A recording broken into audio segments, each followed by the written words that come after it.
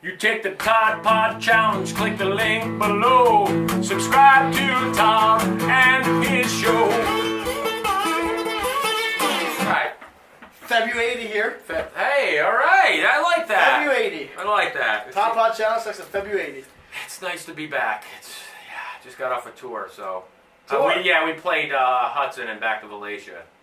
Oh, that's a fun Oh tour. my God. So, you have an original song that you want to perform for us? I do. Can you give us a quick background story? Well, this song was written about an imaginary farm in Columbia County, and but I took a lot of stories from farmers and my grandfather and folks that were old school. Now, my grandfather was born in 1896, so when my dad interviewed him, and we have tapes of him in the attic, him talking about the old days. And I knew my grandfather for 25 years, so I knew somebody in 3 centuries. 1896 he was born, 1900s, now 2000s. Yeah. So I knew somebody. Do you know anybody that's been around for No. 3 centuries? Yeah. Okay. Anyways, so anyways, I got this story, and he was talking to my dad in the interview before he passed away. He lived to be 100, and he said, my dad goes, well, why did you do that way, and blah blah blah. You were talking about some story or something. He goes, well, because that was the law of the land. I was like, the law of the land? Who says that anymore? You know. So, you know, I kind of incorporated that into the song to you. Okay. Let's hear it.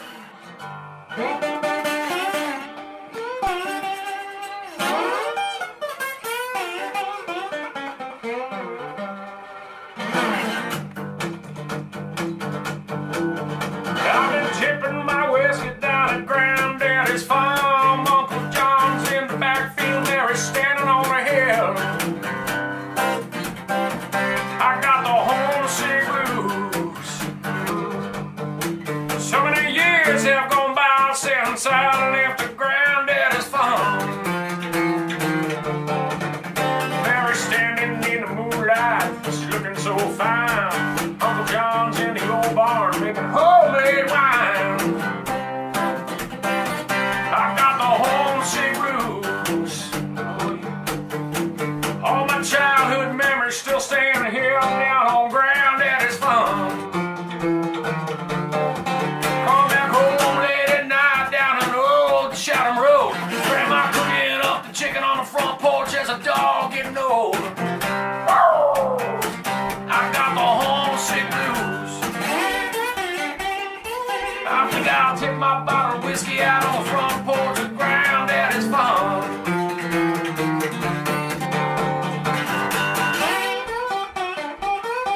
Yeah. Pass that bottle to me, Grandma. Oh, play blues. I think I'll tip my bottle of moonshine out on the front porch of Granddaddy's farm. There's an old double 12 out on the front porch of Granddaddy's farm. Pump shots in the bird's nest under the rocking chair down on Granddaddy's farm. All the hoodlums and the thieves know the law of the land down on Granddaddy's farm. Yes, sir. Grandpa said the world is always changing, so the time still stands still down on the farm. Grandpa says the world is always changing, so the time still stands here down on the farm. I think I'll quit my job in the city, push the plow down here on Granddaddy's farm. Yes, sir, Granddaddy's farm. Down on Granddaddy's farm. Granddaddy's farm. Having a good time. Granddaddy's farm. Play some blues. Go to Granddaddy's farm. Down on Granddaddy's farm. Pass that bottle to me, Grandma.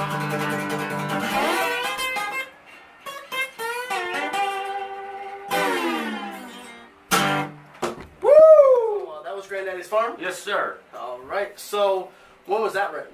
That was written about 10 years ago. 10 years ago? Yeah. So you were 39. Yeah, I was 18. Yeah, I was 71 actually. Oh my god. Oh my god. So, is that available online? That's available on iTunes and Spotify and over the net. And I sent that to Alligator Records. Bruce Engler, president of Alligator Records, reviewed that song and unfortunately turned it down. And then I sent it back again, and then he turned it down. Then I sent it back again, and turned it down. And finally, there was a notice saying, "Don't send stuff here anymore." True story. Really? Yeah. Do you want to mention your band, which they'll probably be in the video later on? Yeah, the Barnstormers are on their way. They're flying in from, Washington. Oh my God. But this song, I also sent it to Warren Haynes from Government Mule. And this song, I'm more of a writer than I am an artist. I think of myself of that. And I sent this to Government Mule, Warren Haynes' production crew, and they just, I hadn't heard anything. So I see somebody, that's my, they say dream big. I don't know. I don't see me going out and being, playing. I see somebody singing this. I see a major label adopting this song, and I will pound the pavement with this song forever. Yeah. Until I die, because I believe in it. You performed this song yeah, before yeah, with the band? Yeah, we perform it. You hear it on iTunes. I got great reviews down in Nashville with CSAC. They really like the song. What kind of? It's hard. It's a hard market to break into. Yeah. Breaking into the music business is like hitchhiking on I-90. Nobody's gonna pick you up. Yeah. All right. Now, if you're, but if you are persistent and you just keep your day job, that's really important. Don't focus on anything but your day job and just do this as a hobby. But I am persistent with this song on the side of my life. This is, I believe in it, especially when you hear, I'm sorry, the crap that's out there today. Sorry, a lot of it's, 85% of it's good, but there's about 15% like, why? Yeah. Who signed this, why? Yeah. Same lyric over and over and over. What kind of message do you like to be about your music? Positive. Yep. No, no filthy lyrics, because there's enough darkness in the world, so I try to throw a little light in there with my writing. Band. Band members are the, which we'll see soon? Yeah, it's the menu of the week, yeah. I rotate bass players and drummers, and we just keep it fresh for the last 20 years. Sure, we got Gabe Fathers coming on bass, and he's an incredible bass player, quiet gentleman, fills the pocket on all the riffs. He is where he's got to be. He's got great equipment, great sound, great levels. He's not too loud, not too low. He's a perfect soldier for the job. Gotcha. I mean, bass players have to be spot on. How old was he? Gabe's early 20s. Okay, I met him. Okay. Yep, and you got Sandy. pretty damn good for young, 20, early 20s. Yep. He plays as good as the 40-year-olds that we play with. Sandy, yes, she plays with us now and then. Yes. Who's Sandy? Sandy is my wife, because if I don't do the dishes at 4:30, I'm in big trouble. It's just I didn't do the dishes. Sandy mad at me. I sometimes wonder, when she's looking at me like, why is she doing with me? I'm crazy. She's like, she sticks around. She sticks around this town with me. She's a great girl. Hi, Sandy. Hi. I broke my finger. Okay. I guess now you already mentioned her. How long have you guys been married? Just so oh my God, we've been married like 24 years. Jeez. Isn't that great? And she's been putting up with me for all these years. You've seen me play. You've seen what I am. I'm nuts. Why did she put up with me? I don't know. I don't know either. You got Gabe? Thank God she does. Because I'd be homeless living on the streets. So she's like encourages me to keep writing and keep going. You got Sandy, Gabe, Gabriel, and then our drummers. Like I said, even the bass players, I rotate. We got Jeff Hayner on bass. We got Pat McNulty on bass. And so drummers. Oh God, we got Rob Morrison on drums, fantastic drummer. He's in his early 20s too. We got Richie Stiggs all the way from Thatcher Park. He's a fantastic drummer. He's in his 40s, rotating. We got Danny Sanford on drums. Great kid, man. Fills the pocket. Perfect drummer, man. He gets right in there. He does what he's got to do to fill the gap. And so we rotate him. You know, we got Grant Horn. We're waiting for Grant to come back off a tour so he can play with us again. Where's he touring? Where's he touring? You. Grant Horn is touring out west. Okay. Yeah. Can you give us some places that you've played with the band?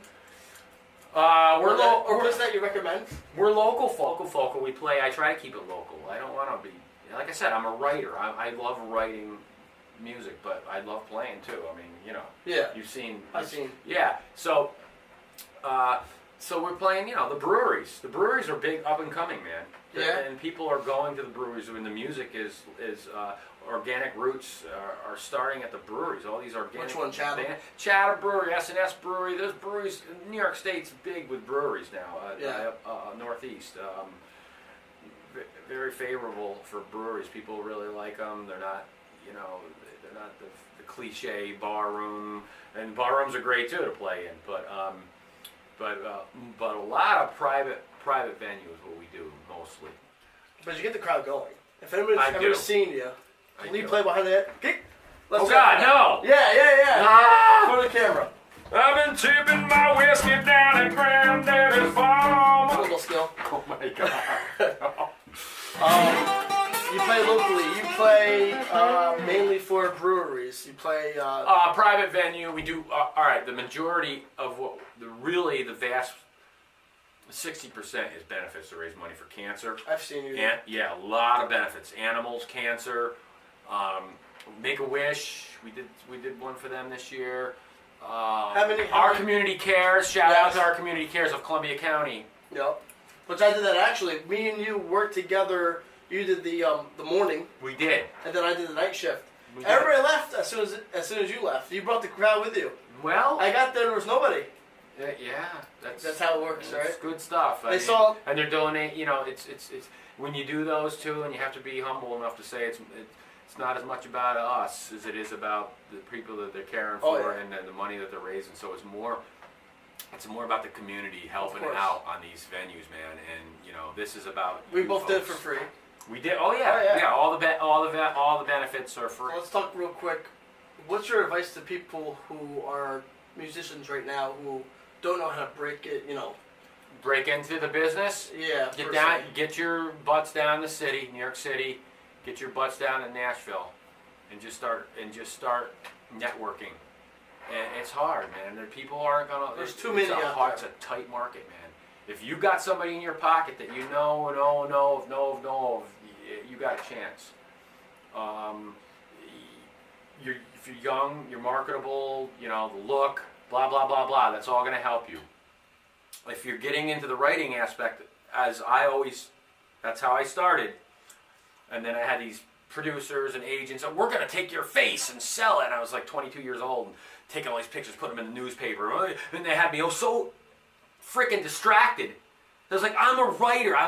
What are you doing?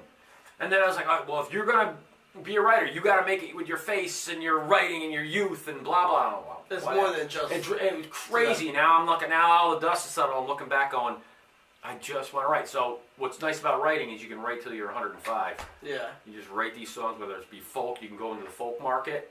Yeah. If you're not hip, you're older, and you can write for folk music. You can write blues till you drop dead. The new wave rock, you got to be really hip. You got to have a young set mind. Yeah. So that's what's nice about the writing, where you can be a background scene, you know. Who taught you how to play music? Self-taught or somebody taught you? Mostly 95% self-taught. Yeah? I'm just a stubborn old Scotchman. Yeah? I've got to learn it. I've got to look.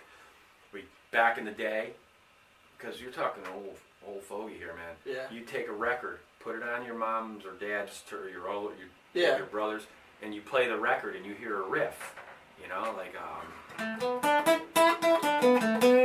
and then you take the record and go back and listen to who that riff was, and you'd mock that riff. There was no tablature. There was no people on the internet telling you. There was no, you just mock these riffs from a record. You'd stop the record, bring the needle back, stop it. Yeah. And then you went to tapes in the 90s, so we went back and listened. So it was all taught by ear, mainly, huh? Yep, Nobody actually taught you, though? I was taught a half dozen scales and a half dozen chords by my instructor. It took 4 half-hour lessons, and that was it. I was 14, and then from there on in, I just absorbed from every musician I could hear from. Oh, I have my glasses there. I was going to look up the next song that we can see. I don't see this one here is, hold on, these darn things. Yeah, folks. What's the weirdest thing you ever wrote down? This is a good interview. Roadkill Stew. Roadkill Stew? Yeah, Give us there's a a guy. glimpse. Okay, there's this guy down in Nashville. I met him, and he says, "Oh, I write about Roadkill Stew," and then he moved up to New York. Next thing you know, his agent is my agent too. I don't even have this weird. Don't even. My agent was talking to him down in Nashville, so I think something was going on there. Yeah. Reeling him back up to New York. So he says, "I wrote a song about Roadkill Stew." I was like, "Okay, great." Well, no lie, this is a true story. 3 months later, there's this guy in the middle of the road with this old beat-up Datsun car. Datsuns were a car for millennials that don't know what a Datsun is, right? Yeah. And he was picking up a piece of roadkill, and it was him. And he was looking around, he's putting it in his hatchback. Where was he going to do that roadkill? And in his song, he says he eats roadkill. Oh, shoot. And it was a true story. It was like bizarre. I was like, okay, I'm caught up in this guy's song and in his life. I'm going around him. I'm kind of like, hi, Yeah. But I got a brother. His name is Merle. He lives way back in the woods. He's as crazy as a squirrel. He's a roadkill stew. Cook it up in a pot and it gets nice and juicy. Feeds it to his in-laws and his grandma Lucy. Roadkill stew. That's a little segment. Yeah. So we're back at it again? Yeah, that's one of the weirdest songs I've ever written. Alright, this interview was pretty easy. That was easy. Oh my god. Oh my god. Oh my god. So, yeah, we'll stop it now. Oh my